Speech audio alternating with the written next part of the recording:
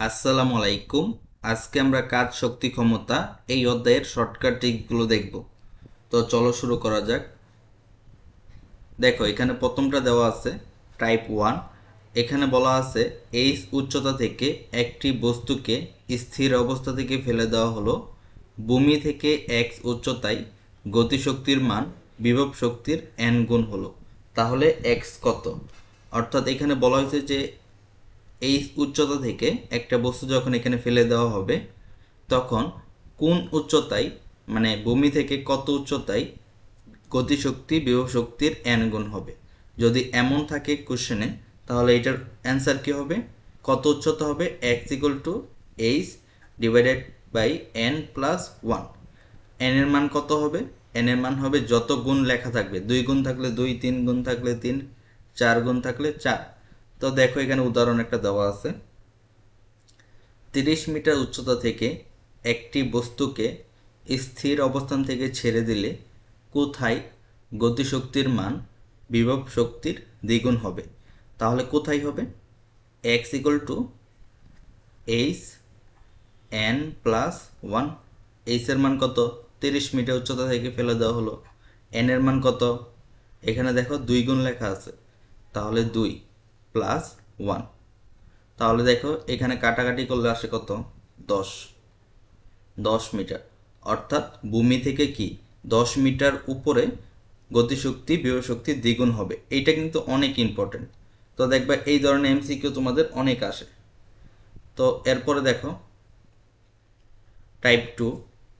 এখানে আমরা বলছি কি একটি বুলেট একটি কাঠের তক্তা ভেদ করতে পারে।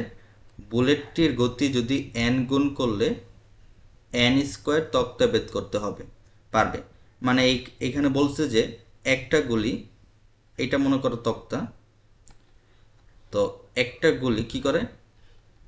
একটা কাঠের তক্তা ভেদ করতে পারে।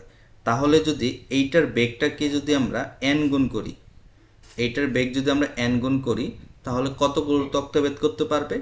N square. তাহলে এন এর মান যদি আমরা আমরা যদি বেগ কি করি 5 গুণ করি, তাহলে কতগুলো তক্তা ভেদ করতে পারবে? 25টি, অর্থাৎ 5 স্কোয়ার। এরকম দেখো এখানে উদাহরণ দেওয়া আছে একটা। একটি বুলেট তক্তা ভেদ করতে পারে। আচ্ছা, একটি বুলেট একটি তক্তা ভেদ করতে পারে। বুলেটের গতি 4 গুণ বৃদ্ধি করলে ইহা কয়টি একই মানে তক্তা ভেদ করতে পারবে? তাহলে কয়টি হবে? যদি 4 গুণ করা হয় তাহলে কি এন স্কোয়ার, অর্থাৎ 4 স্কোয়ার। কত? 16টি। তো আশা করি তোমরা এটা বুঝতে পারছো। এরপরে এটা দেখো, এইটা অনেক ইম্পর্টেন্ট। একটি বুলেট কোনো লক্ষ্যবস্তুকে 3 সেন্টিমিটার ভেদ করে এর বেগ অর্ধেক হারায়। বুলেটটি আরও কতটুকু ভেদ করবে? তাহলে কতটুকু ভেদ করবে আমাদের বের করতে হবে কি দূরত্ব এস। তাহলে এটা কি হবে? এস ইকুয়াল টু এখানে যত দেওয়া থাকবে, যত সেন্টিমিটার প্রথম ভেদ করে সেটা লিখবা ডিভাইডেড বাই 3 ইকুয়াল টু কত? 1। মানে আমাদের নিয়ম হলো যে যদি বেগ অর্ধেক হারায়, অর্থাৎ বি ইকুয়াল টু যদি মনে করো হাফ ইউ, এই বেগটা যদি অর্ধেক হারায়, কখনো অর্ধেক বেগ যদি অর্ধেক হারায়, তখন কি হবে? যেই দূরত্বটা থাকবে, মনে করো এখানে কত দূরত্ব দেওয়া আছে 3, বা আমরা এখানে লিখতে পারি এক্স, এক্স মিটারে গিয়েছে, এইটাকে আমরা কি করব 3 দ্বারা কি ভাগ করব। তাহলে কি আমাদের উত্তর চলে আসবে। তাহলে আশা করি বুঝতে পারছো। মনে করো এখানে যদি হইতো 12, তাহলে কি হইতো? এই 12কে আমরা কি 3 দ্বারা ভাগ করব, তাহলে আসে উত্তর কত? 4।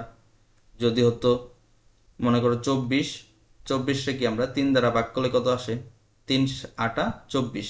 অর্থাৎ যতটুক কি ভেদ করার পরে বেগ অর্ধেক হারাই, তাকে আমরা কি 3 দ্বারা ভাগ করব, এক্স ডিভাইডেড বাই 3।